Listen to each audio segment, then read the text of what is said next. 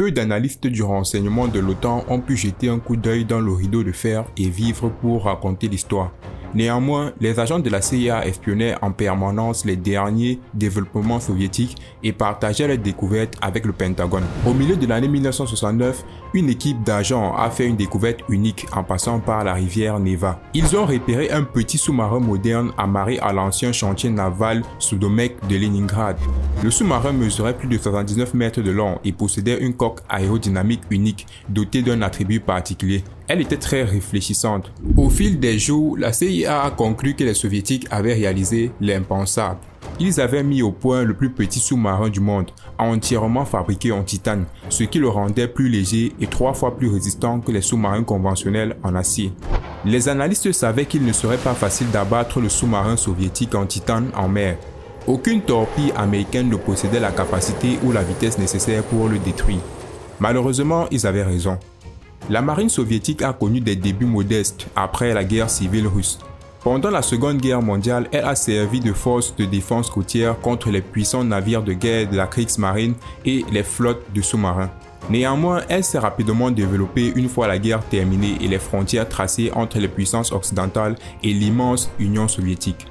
La puissance de l'atome a conduit les Américains à développer des sous-marins à propulsion nucléaire. La marine soviétique a eu du mal à rattraper les États-Unis, mais elle s'est rapidement transformée en une formidable marine de haute mer et est devenue la deuxième plus puissante au monde. Bien que les soviétiques n'aient pas suivi la pratique de la marine américaine consistant à construire des sous-marins en incorporant des technologies de pointe dans de grands modèles de production, ils les ont fabriqués en grand nombre. À la fin des années 1950, le comité central du Parti communiste de l'Union soviétique et le conseil des ministres du pays ont émis plusieurs directives pour le développement de plusieurs modèles de sous-marins à grande vitesse dotés de capacités éprouvées. Il s'agit notamment du projet 661 ou sous-marin de classe Papa et des projets 651 et 659. Des sous-marins à missiles guidés à propulsion conventionnelle construits à cet effet et désignés Juliette et Echo par l'OTAN. Un autre projet est le projet 705 qui désigne le développement d'un sous-marin intercepteur de 1500 tonnes capable d'atteindre une vitesse d'au moins 40 nœuds pour attaquer des porte-avions américains. Le projet 705 Lyra avait 2 objectifs que l'Union soviétique poursuivait. Tout d'abord, la marine soviétique cherchait un modèle capable de renverser le cours de la guerre navale dans l'Arctique et l'Atlantique Nord contre les États-Unis et leurs alliés. Deuxièmement, l'URSS souhaitait faire avancer le développement technologique afin de mettre au point de nouveaux moyens qui pourraient être utilisés à l'avenir pour des embarcations sous-marines plus puissantes. Outre les capacités techniques ambitieuses du nouveau sous-marin, les soviétiques cherchaient également à utiliser un alliage de titane pour la conception afin de réduire le poids et l'épaisseur de la coque. En outre, le titane permettait d'obtenir une coque interne et externe plus solide et plus résistante à la corrosion. Le résultat serait un sous-marin de petite taille, polyvalent et rapide, d'une conception jamais vue auparavant. Mais cela n'allait pas être facile. Travailler avec du titane était une nouveauté pour les ingénieurs soviétiques. Les conceptions précédentes utilisaient l'acier et l'aluminium, qui étaient plus faciles à travailler. La production de grands composants en alliage de titane nécessiterait de nouveaux procédés de fabrication dont la mise au point prendrait des années. M.G. Roussanov a proposé une conception à la fin de l'année 1957. Les travaux ont débuté en 1960 à Leningrad, après que le bureau d'études SKB 143 a été chargé du projet. Plusieurs spécialistes ont été consultés sur la faisabilité du projet et compte tenu de ses objectifs et de ses exigences novatrices, ils ont décidé de lui donner le feu vert. La conception du sous-marin a été revue à plusieurs reprises afin de la rendre réalisable. En 1963, le déplacement a été porté de 1500 à 2300 tonnes. Ce qui a permis de doubler le nombre de compartiments internes pour le porter à 6 et d'accueillir un équipage maximum de 29 personnes. Outre les capacités de vitesse qui nécessitaient une conception plus légère et un déplacement minimal, de nouvelles exigences ont également été émises et ajoutées, telles qu'un équipage réduit et une faible détectabilité. Le développement du projet 705 a officiellement débuté en 1964 à Leningrad. Le premier bateau de la classe, le K-64, a été mis en service en 1971. Au cours de ces années, des agents secrets américains ont suivi de près le développement du programme soviétique. Fin 1969, des agents se promenant le long de la rivière Neva ont remarqué pour la première fois un nouveau navire dans le chantier naval Sudomek à Leningrad. Hurt Lord, analyste principal des sous-marins, s'est vite rendu compte que les soviétiques construisaient un sous-marin d'attaque à propulsion nucléaire doté de nouvelles caractéristiques. Les agents et ingénieurs de la CIA ont estimé sa longueur à environ 80 mètres, son déplacement en surface à environ 2600 tonnes et son déplacement immergé à environ 3700 tonnes. Les agents ont également noté que le sous-marin avait une forme de coque aérodynamique unique et une réserve de flottabilité élevée d'environ 30%, ce qui contrastait fortement avec la moyenne de 8 à 11% des sous-marins de l'US Navy.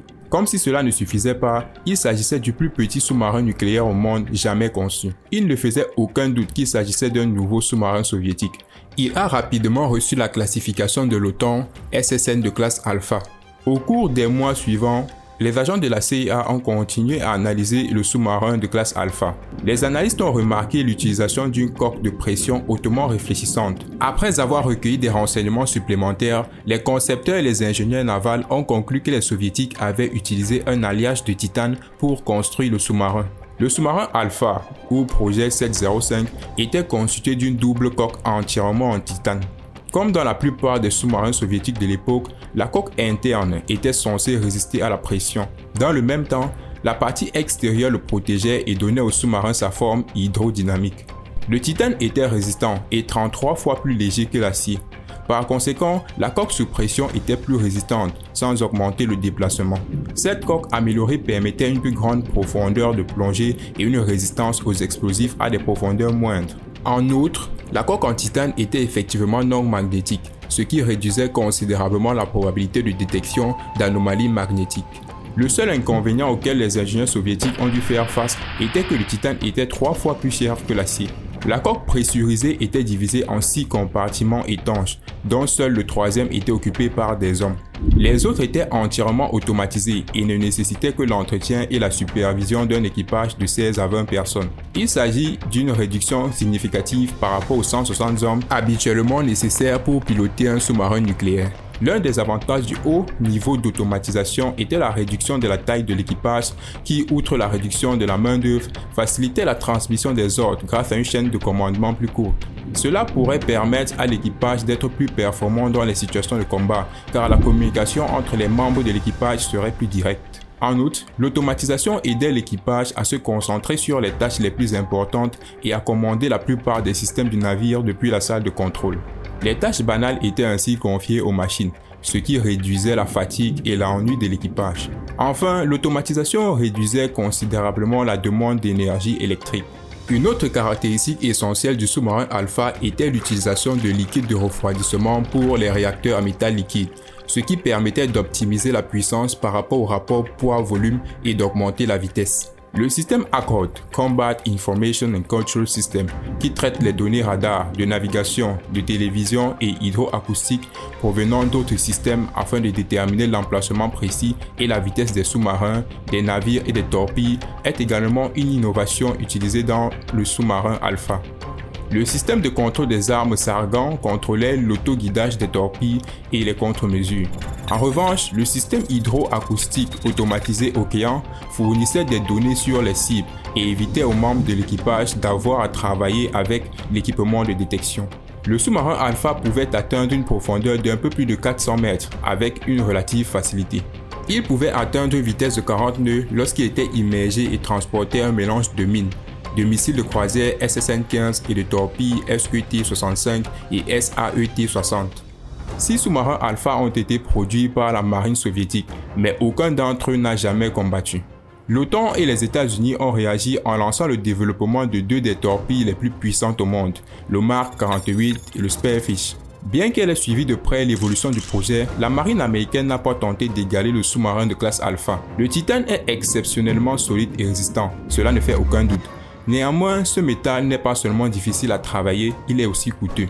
Ce matériau est plus rare que l'acier et le fer, ce qui rend un sous-marin plus coûteux qu'une conception conventionnelle utilisant d'autres métaux. Si le titane était plus facile à trouver en Russie, considéré comme un fournisseur majeur, son utilisation aux États-Unis aurait été plus coûteuse et plus compliquée. La construction du légendaire SR-71 Blackbird a nécessité l'importation secrète de titane depuis l'Union soviétique au début des années 1960. Les États-Unis ne souhaitaient pas s'engager dans un processus similaire. En 1971, la Defense Intelligence Agency et la CIA ont publié une analyse intitulée « Utilisation du titane par l'industrie soviétique de la construction navale », qui concluait que les soviétiques avaient effectivement développé la capacité de façonner et de souder de lourdes plaques de titane. Cependant, certains officiers américains de haut rang ont refusé de croire ces informations, car il était plus difficile de façonner et de souder de lourdes sections de coque en titane que les petites pièces utilisées pour les avions ou les missiles. Alors que ces pièces pouvaient être soudées dans de petites chambres hermétiques, cette méthode était jugée impraticable pour les pièces de sous-marins. Le titane ne pouvait pas être soudé à l'air libre. Il devait être protégé par de l'argon dans des chambres spéciales. Or, il était impossible de le faire avec d'énormes sections de coque de sous-marins sous pression.